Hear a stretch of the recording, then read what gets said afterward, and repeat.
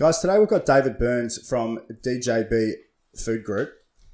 They're a business that operate in the food and bev area, and what they do is they consult to a bunch of different companies to try and either bring them on shore or get them up and going to be able to distribute their product.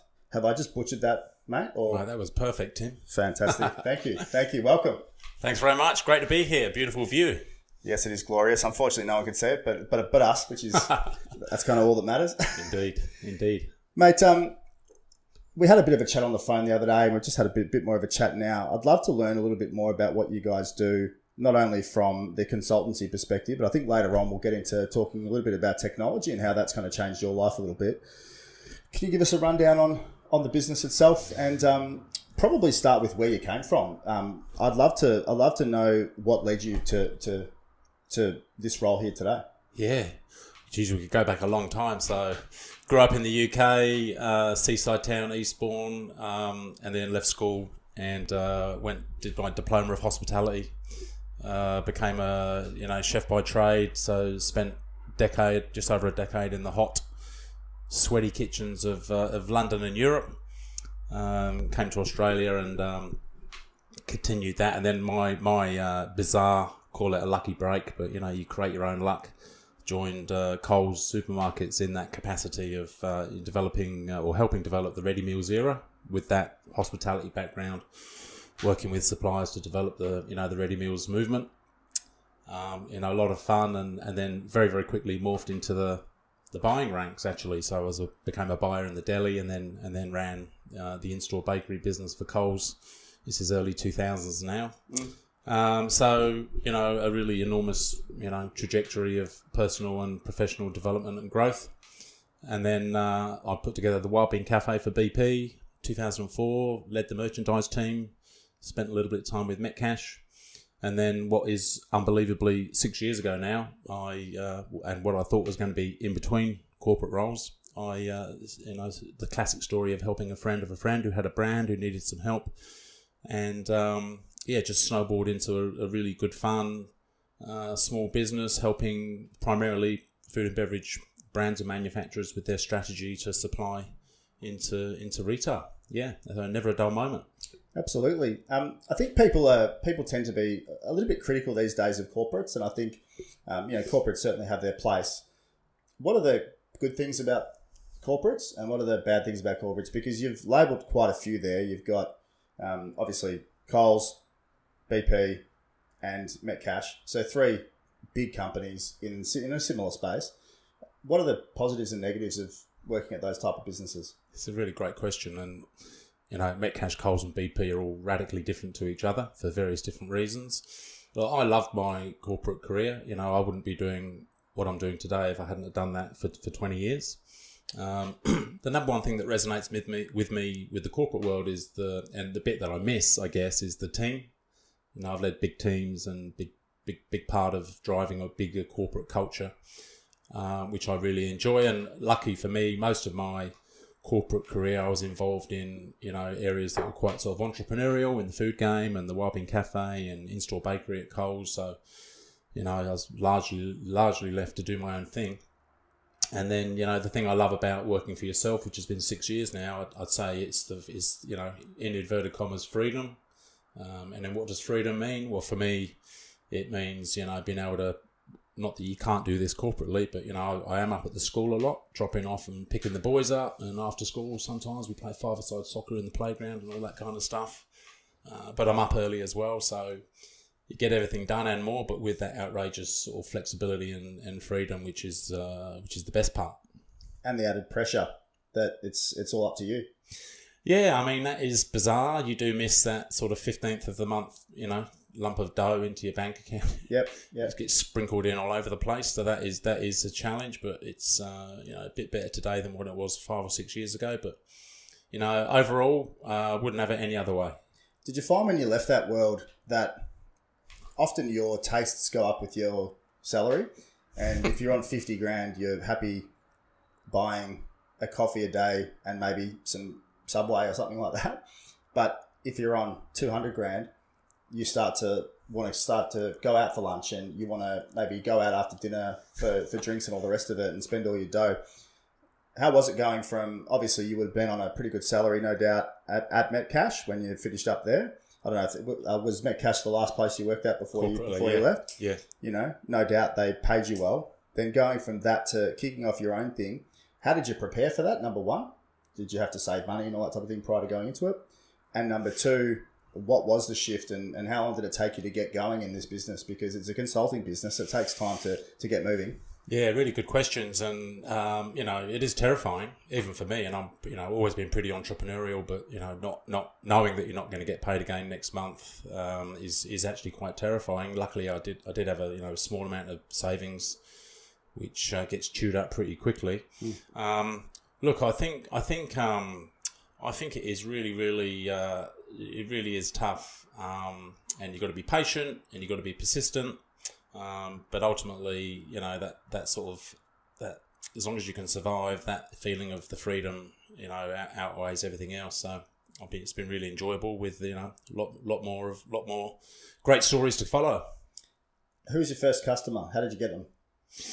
First customer was an introduction to Vicky and Martin from Jamay's Fine Foods, and we developed a range of nutritional lattes back in 2016, and that was an introduction from someone that I worked with in the industry a few years prior. So introductions and word of mouth recommendations and testimonials are, as you would know, are certainly key, as they are today. Yeah, absolutely.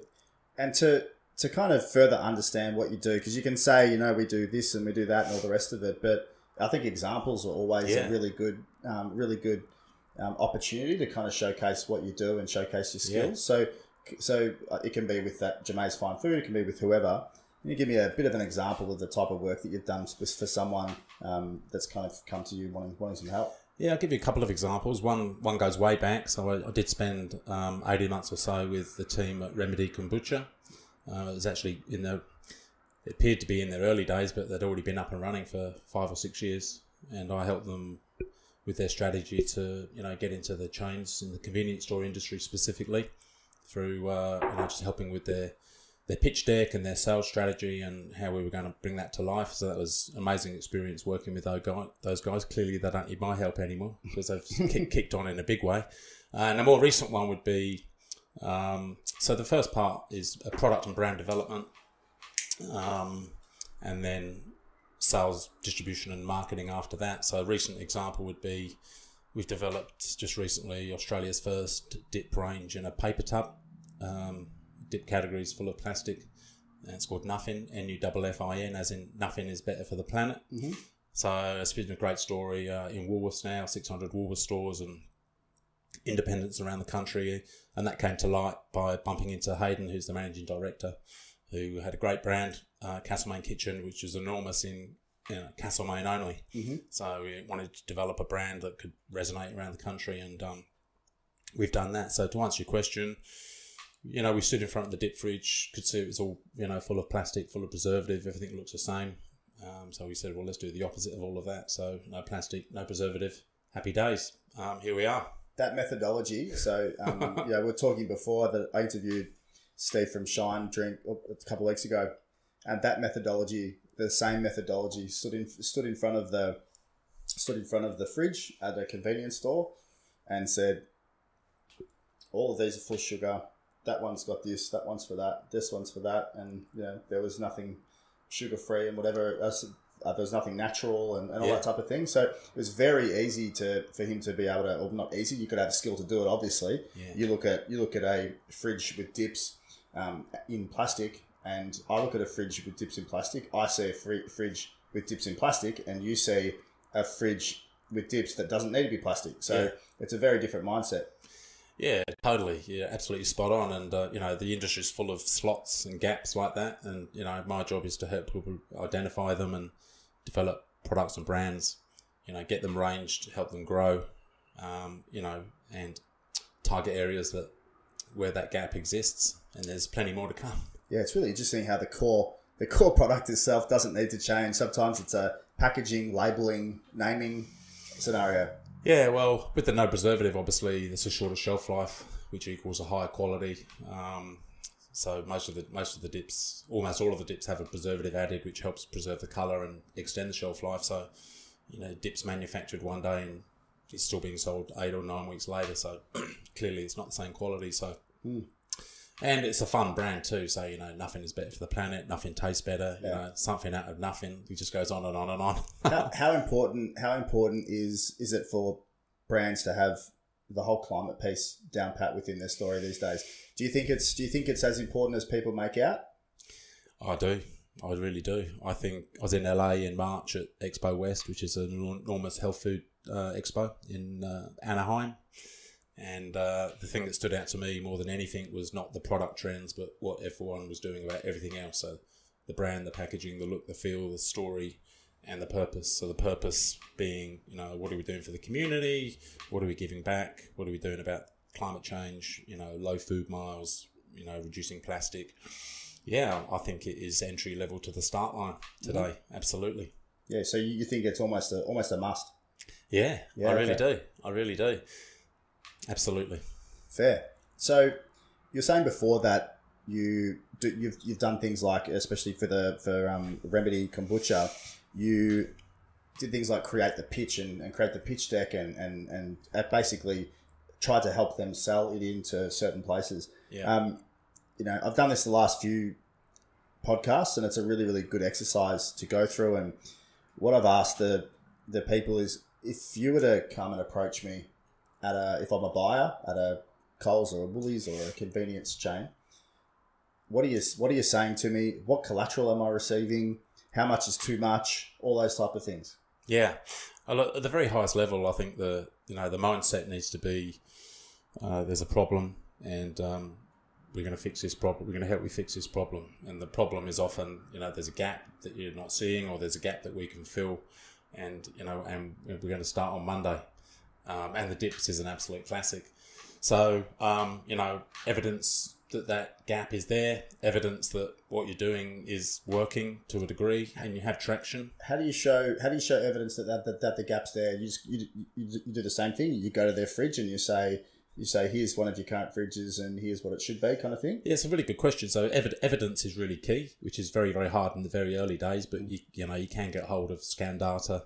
There's various other ways you can do it with, results from focus groups, and obviously bring samples and show samples and let people eat or drink what you're showing them as well.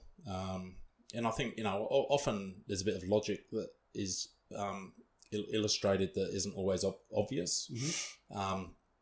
So yeah, and then obviously, apart from the product and articulating that this is the trend, or this is what's going to trend. As I said before, the brand, the packaging, the purpose. Obviously, pricing comes into it. Mm-hmm. And let's what's the worst thing that's going to happen? Let's just give it a crack. If it isn't going to work, I'll happily remove it. Yep. Sort of approach. Yep. And then with kind of positioning. Positioning, as we know, is super important, especially in the FMCG game. Yeah. If your price is higher than the other guy, i.e. the premium dips, so are they at a higher price point, or are they at the same price point?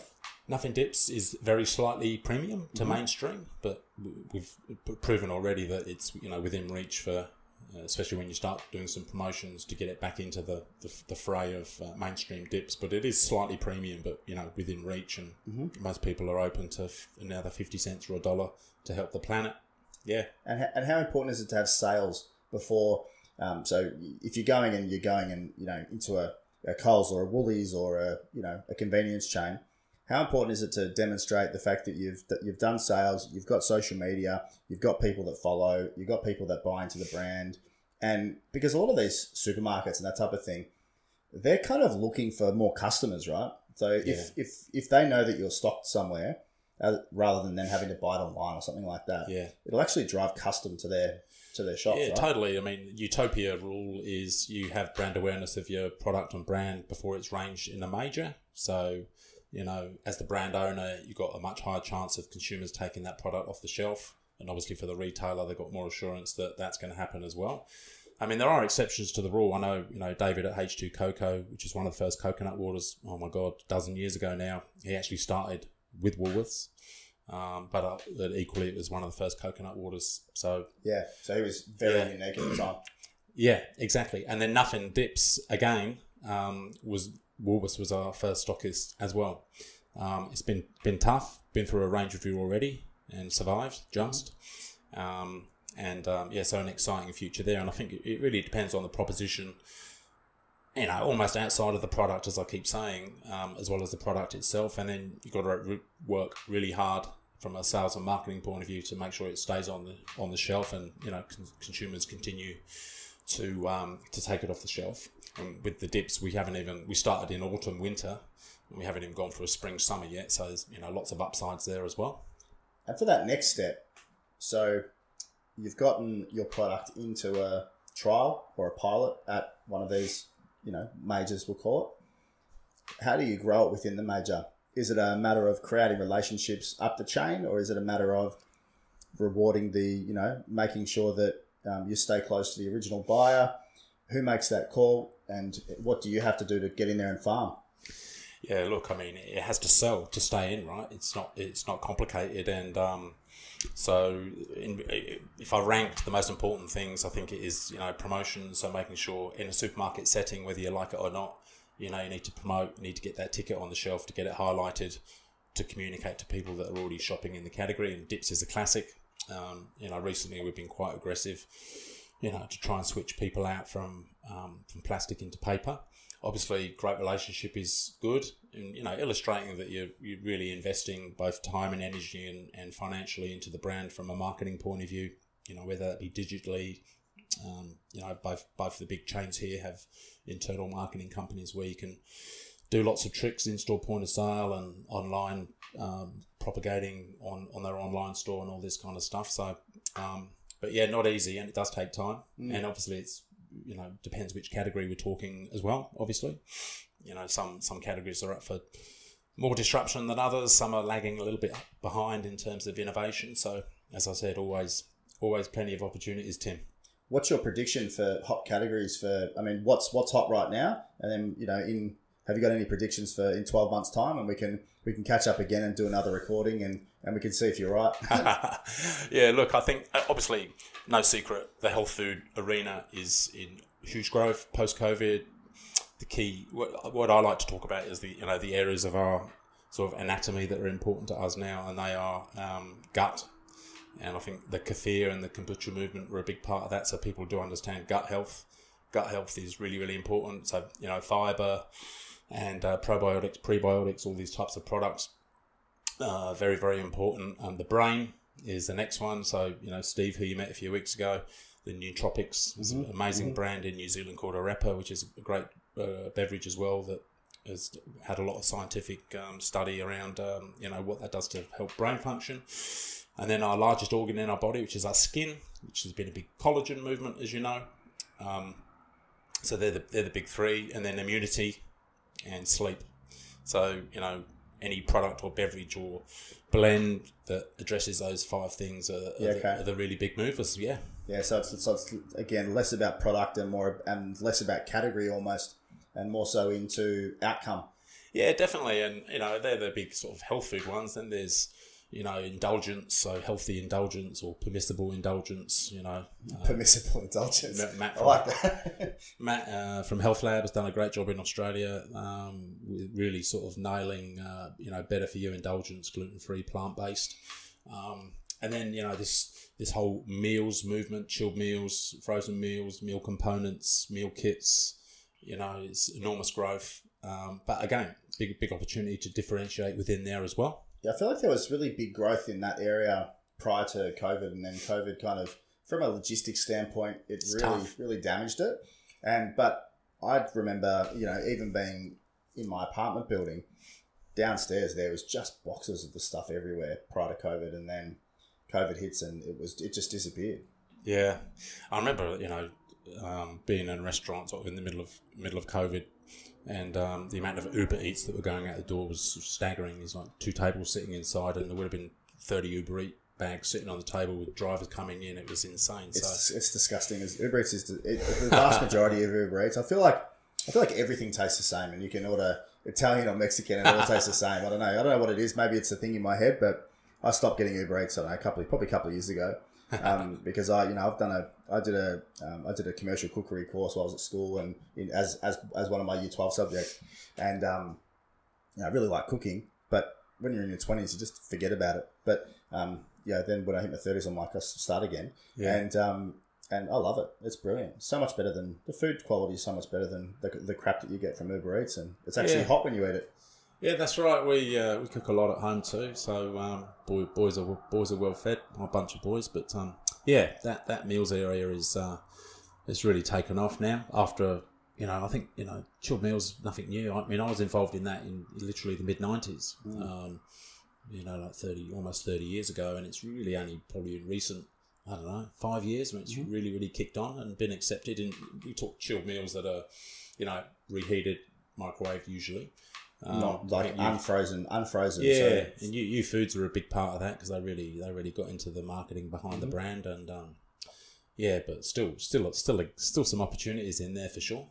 Yeah, there's always it's interesting. The amount of nuance that is available in different categories is extreme. There's a lot of brands that are coming out in categories that there's a leader and the leader's slowly dying. And these other brands are just, they do one thing slightly different, and they can kill. I mean, have a look at Monster. You think about Red Bull, and Red Bull category king for however long. Yeah. Monster's if you were to bet on the stock market 10 years ago, Monster is the highest growth stock in the entire stock market in the US. Yeah, amazing. Do you know that? So if you were to put $1 on Monster 10 years ago, it beat any other stock ever. UFC would be a big part of that, wouldn't it? Don't know. Yeah, don't know what it's from, but that's a significant thing for a business that wasn't even the category king. Yeah, amazing. Yeah. Let's talk technology. So, one of the reasons why I wanted to get you on today is I know that you're about to roll out some new technology. I know you spent a lot of time working through it and building it, and doing a lot of user testing and a lot of conversations with customers and all that type of thing to see what everyone wants. Can you give me a bit of a rundown on Food Mover? Yeah, Food Mover, was an idea I had a long time ago now when I first started sort of outside of the corporate world, and it was really the idea started off to help create some transparency around who I can connect with in the industry for potential trading opportunities. So the first part of Food Mover is our Food Mover partners, which are all the persona, so brands and manufacturers, distribution companies, retailers, and of course industry service providers, whether that be a packaging company or a contract manufacturing company or a marketing company, whatever it might be, in a transparent manner to enable them to network and connect for trading opportunities eventually worldwide. So obviously we're kicking off in Australia. So if I'm a brand, I want to link in with a distributor or a retailer. If I'm a retailer or a brand, I want to be able to get the great brands first to get exposure to the great brands. If I'm a service provider, then I want to sort of link in with everyone. When you subscribe, you can list your categories of interest, which creates automated introductions. So if I'm interested in chilled meals that we just spoke about and I'm manufacturing those, then automated introductions. And you can also rate and review distribution companies and service providers, so it's easier to find the good service providers, a little bit like how TripAdvisor began, I guess. So that's that part, and then the other part is all things education. So obviously we've just been chatting for the last 15 or 20 minutes on all the nuances of the food industry. So we've got some great masterclasses, digital masterclasses, mostly incorporating yours truly at the moment. So how do I start a brand? How do I scale a brand? If I want to export, where do I start? How do I pitch my product? How do I know what the next trends are going to be, which we've also just chatted about? How do I fill gaps in the market? And the list goes on and on and on. Yeah, I think those learnings are, they're obviously better than any learnings that you'd ever get at a structured college or university or even high school or wherever. Far and away better than that. But they're also things that people can waste a lot of time in the industry that they're in before they actually truly understand it. And I think that having that head start just completely changes the ballgame for a new entrant. And it also changes the ballgame for an entrant who is just going along slowly. They might not have the courage to be able to go and look for a large contract.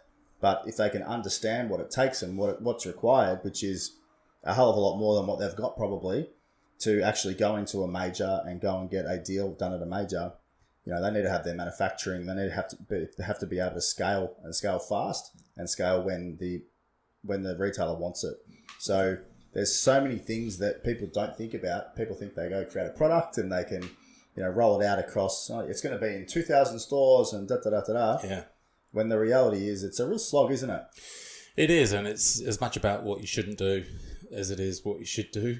And what we want to do is help people, avoid the risk of wasting time and money and try and get everything right first time, which is easy for me to say sitting here, but it is, it's so easy to, waste a lot of time and money. So we want to help people avoid that, right?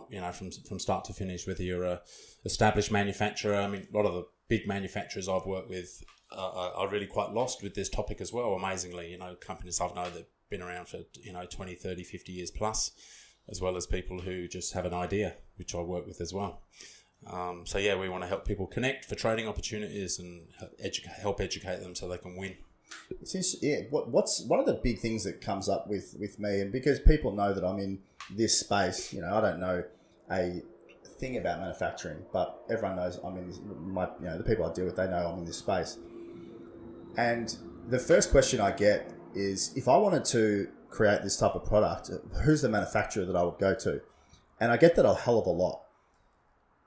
Would this app be a solution for that type of person? Because you think about it, you only want to make a short run.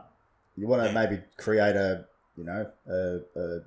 maybe 100 of what you're doing or 10 of what you're doing or something like that to prototype.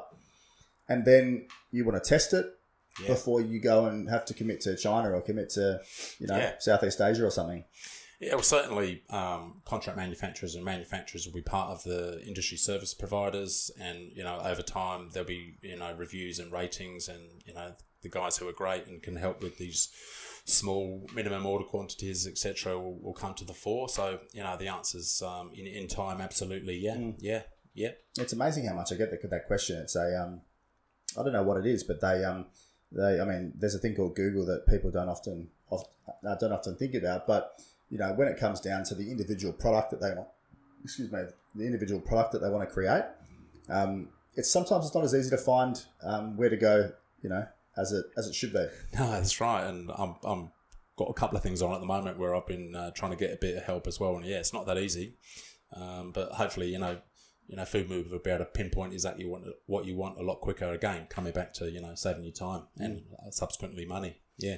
And where do you see Food Mover in a couple of years? Is the type of thing you're gonna go balls and all into it, or? No, absolutely, definitely. I mean, we're very well connected around the world. I've got a good colleague in the US. You come from the UK, parts of Asia, UAE. So my vision is to have really good content, really good partners in all the regions around the world, so that if people want to export into another country, they can do that. If they want to use Food Mover within their own region, they can do that as well.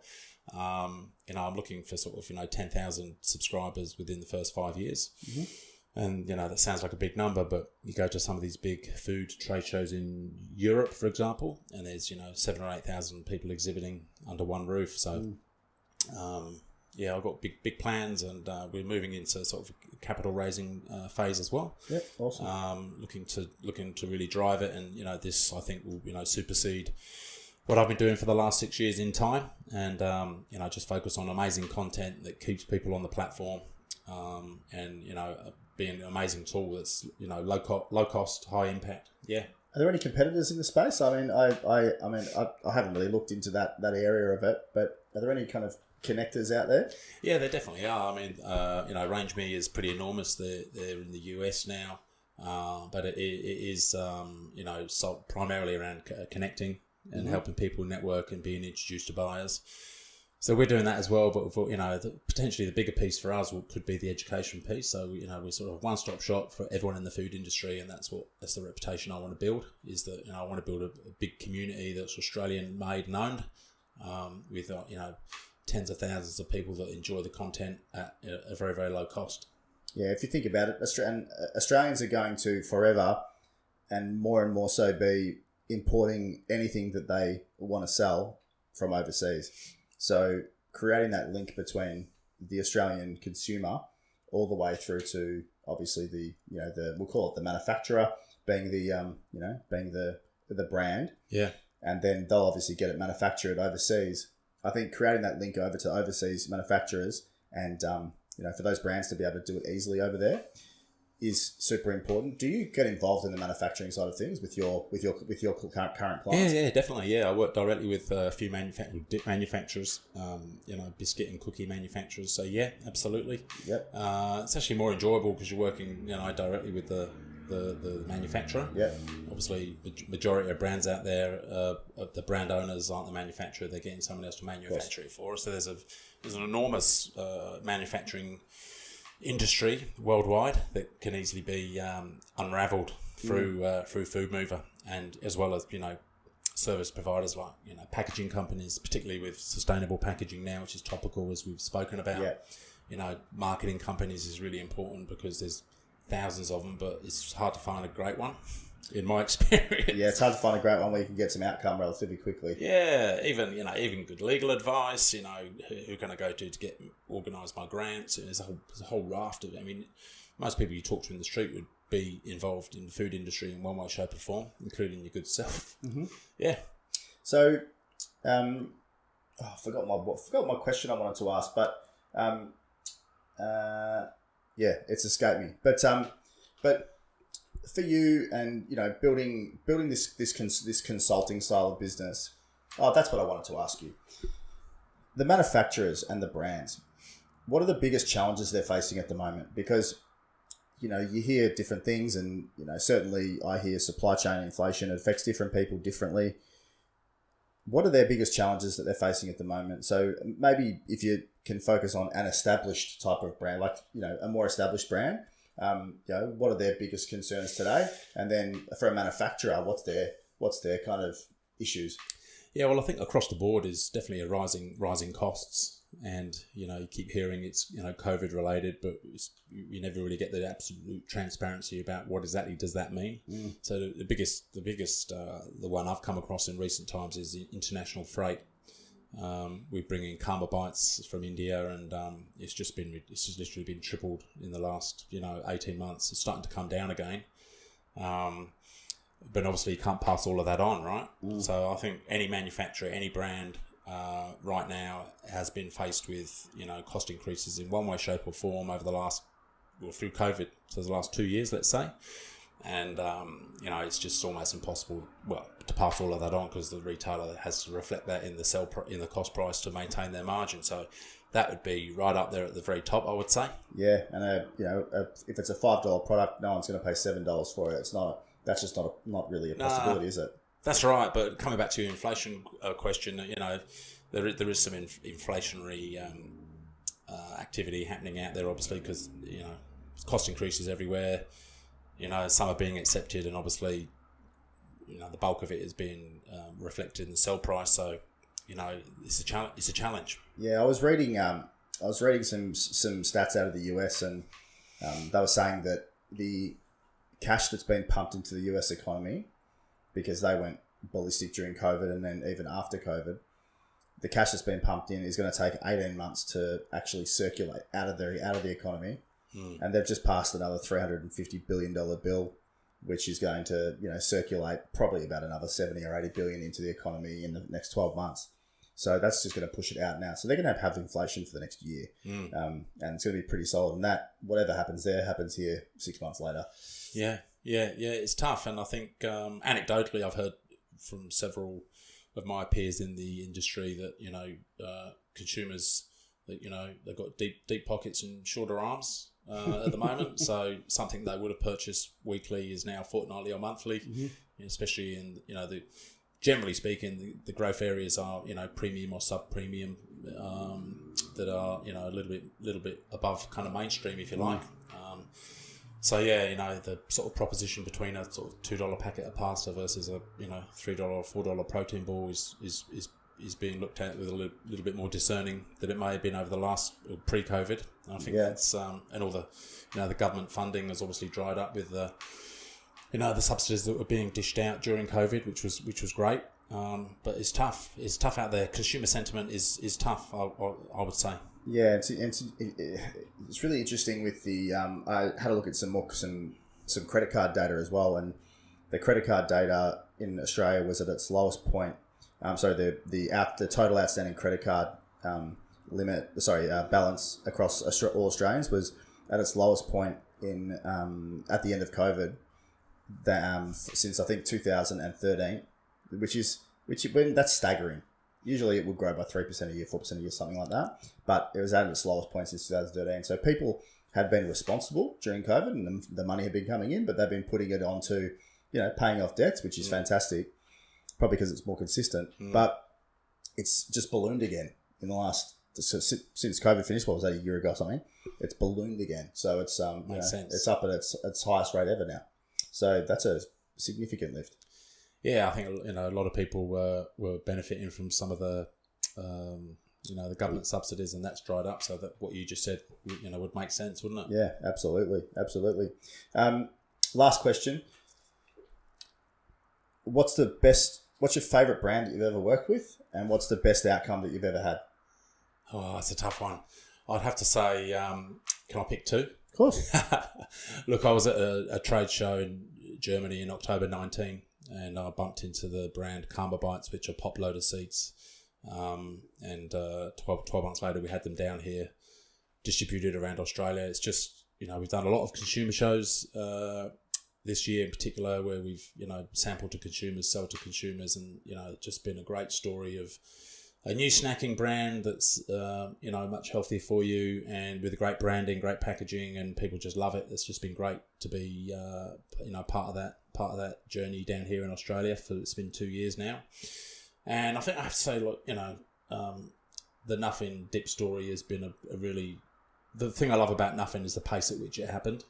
People, some of the large corporates would say it's 12 to 18, 24 months to potentially develop a new product and get it on the shelf. This was fast. This is, sort of 3 to 6. We even got, the green light from Woolworths before we even had an Instagram account set up.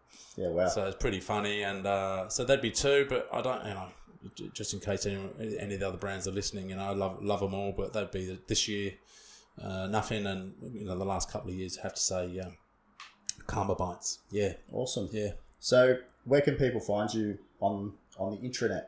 Yeah, myself personally. Yeah. Yeah, so LinkedIn, David J. Burns. I've got djbfoodgroup.com. We also have... socials? Yeah, David Burns _ David J on Insta. Yeah. We also run a sub-brand, Creme Design, which is our product and brand design agency, as sort of a spin-off from DJB Food Group. And then, moving forward, foodmover.net, which is our new platform that I spoke about. That's also available on Android and Apple. And we'll also be exhibiting Food Mover at the Fine Food Australia between the 5th and the 8th of September at Jeff's Shed. So, come along and say hello. We'll put all David's contacts in the show notes at the bottom. And mate, thanks so much. Appreciate it. Pleasure. It's been great to chat. Awesome. Thanks, buddy. Tim. Thanks.